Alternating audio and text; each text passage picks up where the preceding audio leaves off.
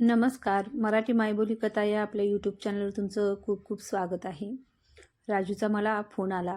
आईला हॉस्पिटलमध्ये ॲडमिट केलं आहे. तिची शुगर खूप वाढली आहे. मी म्हटलं 1-2 दिवसात घरातलं मार्गी लावून चक्कर टाकते बाबा. माझाही संसार आहे. मुलींच्या वार्षिक परीक्षा सुरू होत आहेत. काय करणार तायडे? पण तुलाही माहीत आहे तुझ्या भेटीशिवाय आईची शुगर काही खाली उतरायची नाही. हो रे, ते सगळं खरं आहे. पण माझी ही अडचण समजून घेत चला ना. नानांना म्हणावं तिची जरा आस्थेने चौकशी करत राहा आणि हॉस्पिटलमध्ये चक्कर मारून या. बायको आहे ती तुमची. एवढं बोलून इकडची तिकडची चौकशी करून मी फोन बंद केला. दोघी लेकी माझं फोनवरचं संभाषण कान टवकारून ऐकतच होत्या. मोठी म्हणाली, बरं बरं नाही का गं आजीला? मग कधी बॅग भरणार तू? मी चिडून म्हटलं, गदडे उद्या पेपर आहे ना तुझा? अभ्यास सोडून माझ्या बोलण्याकडे कशाला लक्ष देत होतीस? तेवढ्यात धाकटी म्हणाली, अगं आई, तुझा नेहमीप्रमाणे स्पीकरवरती फोन होता ना, मग आम्ही काय करणार? मला शरमल्यासारखे झाले. मी लगेच म्हटलं, सॉरी हं बेटा, यापुढे लक्षात ठेवीन. जा अभ्यास करा. परवा तुमची परीक्षा संपल्यावर रात्रीच्या गाडीने आपण सगळेच जाऊ आजीला भेटायला. मुली आनंदाने हो म्हणल्या आणि अभ्यासासाठी त्यांच्या रूममध्ये निघून गेल्या. रात्री सगळं आवरून अंथरुणाला पाठ टेकली. पण मुळीच झोप येईना. मनात सारखे आईचेच विचार येत होते. तसं वय 70-71चं, पण खूप लवकर थकली. आधीच हळवा स्वभाव, वय परतवे अजूनच तो हळवा बनला आहे. कोणाच्या डोळ्यातलं पाणी पाहिलं की हिच्या डोळ्यात लगेच पाणी येतं. सगळ्यांची नको इतकी काळजी करत राहणार आणि त्यात पुन्हा मधुमेही, म्हणजे शुगर शूट व्हायला निमंत्रणच. त्याविरुद्ध नाना. घराकडे संसाराकडे कुठेच लक्ष नाही. सदोदित आपली हातात जपाची माळ, नाहीतर पोत्या पुराणात डोकं. उरला वेळ पेपरमधल्या बातम्या पाहणं. चेहरा नेहमी आनंदी पण स्वतःमध्ये रममाण असायचे. टेलिफोनमधल्या 22-23 वर्षाच्या नोकरीनंतर स्वेच्छानिवृत्ती घेऊन मोकळे झाले. नोकरीत मन रमत नाही म्हणायचे. नंतर काय तर देवळातून मठातून पुजाराचं काम सुरू केलं. नानांच्या लहानपणी आजोबांची भिक्षुकी होती. त्यांनी नानांना पूजापाठ वैद्याध्ययन शिकवलं होतं. सकाळी 5 वाजता उठायचे, अंघोळ, घरच्या देवांची पूजा उरकून देवळात गेले की तिकडे 4-5 तास रमायचे. घरात पैसे देण्यापलीकडे त्यांनी कधी कोणत्या गोष्टीत लक्ष घातलंच नाही. संसार जसा काही एकट्या आईचा होता. घरातले सामान आणणं नेणं, पुरवणं उरणं हे पाहुणा सारे आईच पाहायची. आमचं शिक्षण, शाळा, कॉलेज, अभ्यास सारं आईनं पाहिलं.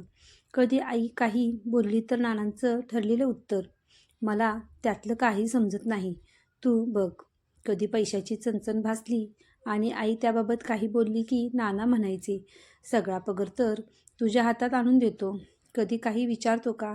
आई रडकुंडीला यायची, म्हणायची, अहो विचारांना मग लक्ष घाला संसारात. स्वतःच्या कपड्याकडे पण लक्ष नसतं. तेही मी आणून देईन तसे घालता. डब्यात जी भाजी देईन ती निमूटपणे खाता. जरा स्वतःची आवड निवड मत मांडत जा.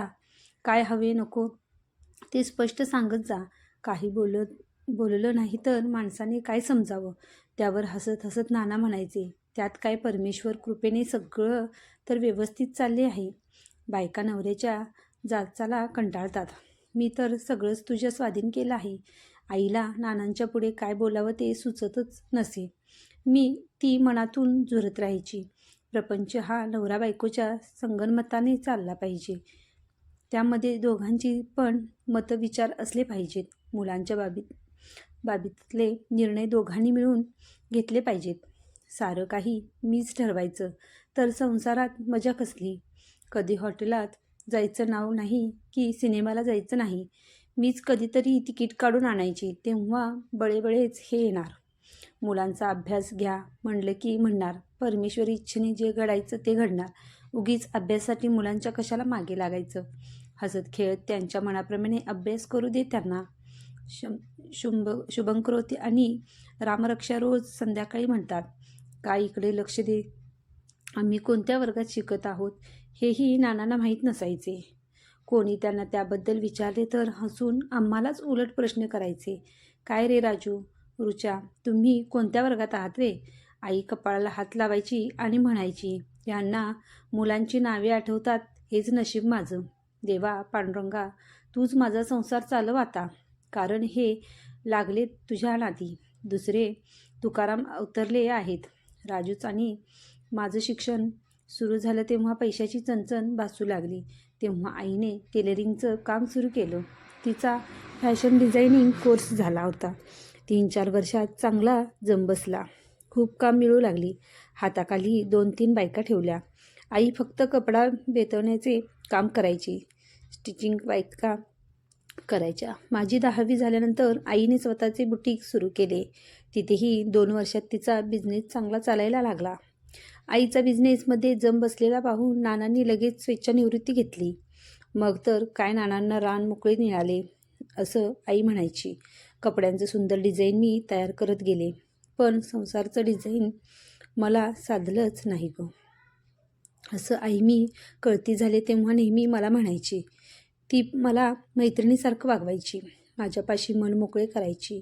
तुमच्या दोघांच्या जन्मानंतर काही वर्षातच आमचे शारीरिक संबंध पण संपुष्टात आले व कधी जवळसुद्धा बसत नाहीत. माझ्या तुमचे वडील विटाळ होत असल्याप्रमाणे 4 हात दूर राहतात. तू म्हणतेस ना आई हल्ली गबाळ्यासारखी का राहतेस, पण ह्यांच्या अशा वागण्याने साऱ्या भावना करपून गेल्यासारखं वाटतात. कशाला हवेत नखरे, कशाला हवंय नटणं मुरडणं, कधीतरी नवऱ्याने छान दिसतेस म्हणावं म्हणूनच ना. पण हे माझ्याशी हल्ली तिराहीत स्त्रीप्रमाणे वागतात. मानवर करून सुद्धा पाहत नाहीत. जवळून गेले तर न पाहताच श्रीराम जयराम जय जय राम बरळत राहतात. जेवण मुक्याने करायचं. पानात एकदा वाढलेले जेवायचं. पुन्हा काही मागायचं नाही. काही विचारलं तर म्हणाले मी व्रत सुरू केलं आहे तसं. तेव्हा मीच आईला म्हणलं अशी नको राहत जाऊस. नानासाठी सोड, पण आमच्यासाठी आमची आई म्हणून नीटनेटकं राहत जा. तू पण नानासारखं वागायला सुरुवात केली तर आम्ही कोणाच्या तोंडाकडे बघायचं. नानांचं चुकलंच, त्यांनी लग्नच करायला नको होतं. त्यावर आईला लगेच नानांचा पुळका आला. मला म्हणाली गप्प बस हं, जास्त बोलू नकोस. वडील आहेत ते तुमचे, मान ठेवावा त्यांचा. आई म्हणजे अशी सोशिक पतिव्रता. नवऱ्याच्या विरोधात कुणी काही बोललं तर तिला आवडायचं नाही. मी 12वी नंतर CA करायला सुरुवात केली होती. वयाची 25शी उलटली तरी CA कंप्लीट झालं नाही आणि CA पूर्ण झाल्याशिवाय मला लग्न करायचं नव्हतं. आईची चिडचिड सुरू झाली होती. एक जबाबदाऱ्यामधून मोकळं व्हावं म्हणते, पण तुम्ही मुलं पण मला त्रास देत राहा. तू CA व्हायचं म्हणतीस आणि तो दिवटा 12वी नंतर जास्त शिकायला नको म्हणतो. तेव्हा मीच आईला म्हणलं होतं जाऊ दे ना आई, राजू शिकायचं नाही म्हणाला तरी तुझ्या बिझनेसमध्ये लक्ष घालतो आहे ना. तुझ्या वाढत्या व्यापात त्याची तुला मदतच होत आहे ना. तो चांगला बिझनेसमन म्हणून पुढं येईल. आईला माझं म्हणणं पटलं का नाही ते कळलं नाही, पण त्यावरती जास्त काही बोलली नाही.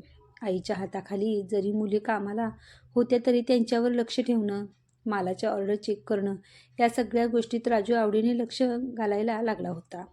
आईची सारखी दुखणी चालू झाली होती. तेव्हा राजूचं बिझनेसमध्ये लक्ष घालणं आईच्या फायद्याचं झालं. नाना तर काय मठी सारखे घरात राहायचे. घरातल्या देवांची साग्रसंगीत पूजा करण्यापलीकडे त्यांचा काही उपयोग नव्हता. घराचं रुटीन व्यवस्थित चालू होतं. त्यात राजूमुळे घरात एक नवीन वादळ आलं. त्यांचं बुटीकमधल्या पल्लवीशी अफेअर चालू होतं. त्यात त्याच्याकडून नको ती चूक घडून गेली. मग आईने तिच्या जातीच्या आर्थिक परिस्थितीचा कशाचा विचार न करता राजूचं तिच्याबरोबर लग्न लावून दिलं. त्यावरही नाना गप्पच. त्यांना ही गोष्ट कळल्यावर शिव एवढंच बोलले. नशीब म्हणजे लग्नात आईबरोबर पुण्यवचनासाठी जोडीने बसले. घरात नवी सून आल्यावर तर नानांनी स्वयंपाकघर वर्जच केलं. पाणी हवं असेल तरी मला मागायचे. घरात माझ्याशीच थोडंफार बोलायचे. देवळातच जास्त मुक्काम ठेवायचे. मी अखेर 29व्या वर्षी CA झाले. बँकेत ऑफिसरची पोस्ट मिळाली. हा मुलगा नको तो नको करण्यात 2 वर्षे उलटली. मग माझे लग्न जुळले. त्या गोष्टीचा पण आईला खूप मनस्ताप झाला. मी शांत असायची पण तिची चरफड सुरू असायची. सगळं वेळच्या वेळी व्हायला नको का गं म्हणायची. माझं लग्न ठरेपर्यंत घरात 2 नातवंड खेळायला लागली होती. राजूला पाठोपाठ 2 वर्षाच्या अंतराने मुलगा आणि मुलगी झाली होती. घरातल्या साऱ्या अडचणी सहन करता करता आता आईची भीड चेपली होती. आई कधी तरी नानांच्या जवळ न बोलता नातवंडांना आणून ठेवायची. मग मात्र नाना त्यांना खेळवायचे. माझं लग्न, त्यानंतर माझी 2 बाळंतपण, राजूची मुलं, त्यांचे बालहट्ट, बिझनेसचा व्याप, ह्यात आईला एकटेपणा जाणवला नाही. आणि कधी जाणवला तरी त्यावर विचार करायला तिच्याजवळ वेळच कुठे होता. तिचा संसाराचा एकखांबी तंबू तिने सहज पेलवला होता. फारशी कुरकूर आदळआपट न करता राजूने आणि पल्लवीने बुटीकची सारी सूत्रे हळूहळू ताब्यात घेतली होती. त्यामुळे भिडस्त स्वभावाच्या आईला हल्ली तिथे जाऊन बसणे नको वाटायला लागले होते. राजूची मुले शाळा, क्लासेस यामध्ये व्यस्त झाली होती आणि मी इथे परगावी माझ्या संसारात व्यस्त. आईला पोकळी जाणवायला लागली होती. नाना हल्ली घरात फारच कमी वेळ राहायचे.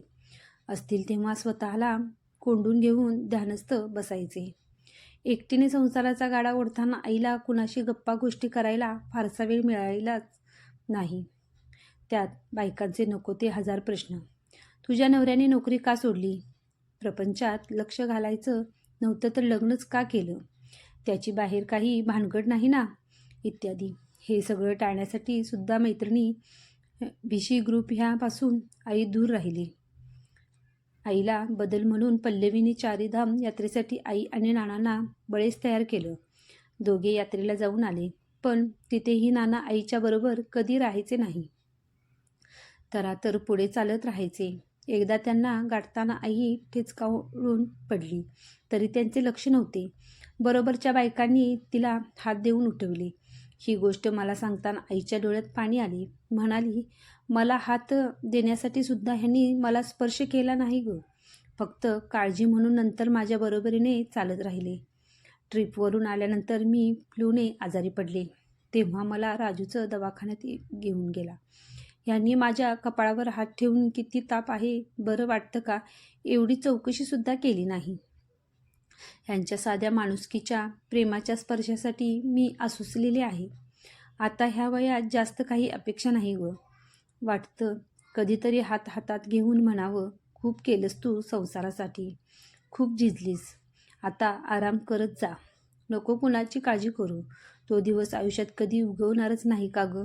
माझ्या प्रेमाच्या स्पर्शासाठी आपली आई आसुसलेली आहे हे मी जाणून असल्याने मी माहेरी गेले की आईला घट्ट मिठी मारते. दोघी एकमेकींच्या स्पर्शातून अतूट प्रेमाची, मायेची भावना अनुभवत राहतो. प्रेम व्यक्त करण्यासाठी नवरा बायको एकमेकाला वासनारहित मिठी मारू शकत नाहीत का ग? आईच्या या प्रश्नावर मला काय बोलावे तेच मला समजलं नाही. रात्रभर आई नानांच्या संसाराचा सारा इतिहास आठवत मी खुशी बदलत राहिले. माझा नवरा संजयने मला रात्री 2दा मायेने थोपटले. झोप म्हणत राहिला, पण अख्खी रात्र मी जागीच होते. ठरवलं मनात पक्क, आईला बघायला गेलं की ह्यावेळी नानांना जाब विचारायचा. मी रेल्वे स्टेशनवरून थेट हॉस्पिटलमध्ये गेले. आई माझ्याकडे बघून क्षीण हसली. हातात सलाईन लावले होते, त्यामुळे तिला उठता येत नव्हतं. मी तशाही अवस्थेत तिला मिठी मारली. तिच्या डोळ्यात पाणी भरून आलं. मी तिचे ते आसू हळूवार पुसले. डॉक्टर राऊतला आले होते. त्यांनी मला जवळ बोलावून सांगितलं, तुमच्या आईला वाढलेल्या शुगरमुळे हृदयविकाराचा झटका येऊन गेला आहे. आईची एन्जिओग्राफी झाली, 2 ब्लॉकेज निघाली, मग प्लास्टी झाली. मी आईच्या सोबतीला हॉस्पिटलमध्ये होतेच. नाना ध्यानाहून उठल्यानंतर मी नानांना नमस्कार केला. नानांनी पाठीवर हात ठेवत आशीर्वाद दिला. आयुष्यमान भव, सौभाग्यवती भव. नानांचा पाठीवरती आशीर्वादाचा हात फिरला. बरं वाटलं. मग मी त्यांना विचारलं, नाना, एखादं सिद्धहस्त पुरुषाच्या बाबतीत साधा स्त्रीस्पर्श वासनारहित असू शकतो की नाही? त्यांना माझ्या प्रश्नाचा रोग कळला. नानांनी विषय बदलत विचारलं, जावई बापू, मुली ठीक आहेत ना? त्यावर मी म्हटलं, नाना, प्रेमाचा स्पर्श लाभला की सगळं ठीकच असतं. मुक्या प्राण्याला सुद्धा तो हवा असतो, तर माणसाला का नाही? अध्यात्म तरी काय सांगतं?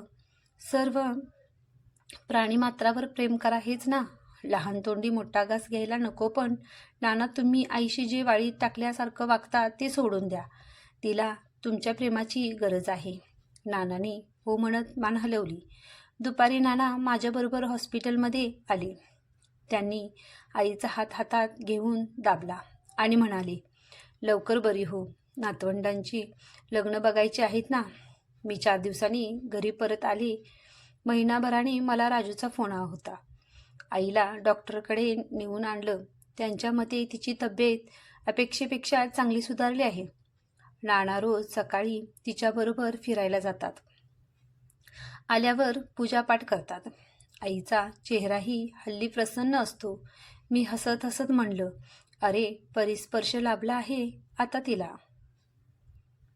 ही माझी कथा तुम्हाला कशी वाटली हे मला कमेंटमध्ये नक्की सांगा आणि माझे चॅनल लाईक करा, शेअर करा आणि सबस्क्राईब करून सपोर्ट करा. धन्यवाद.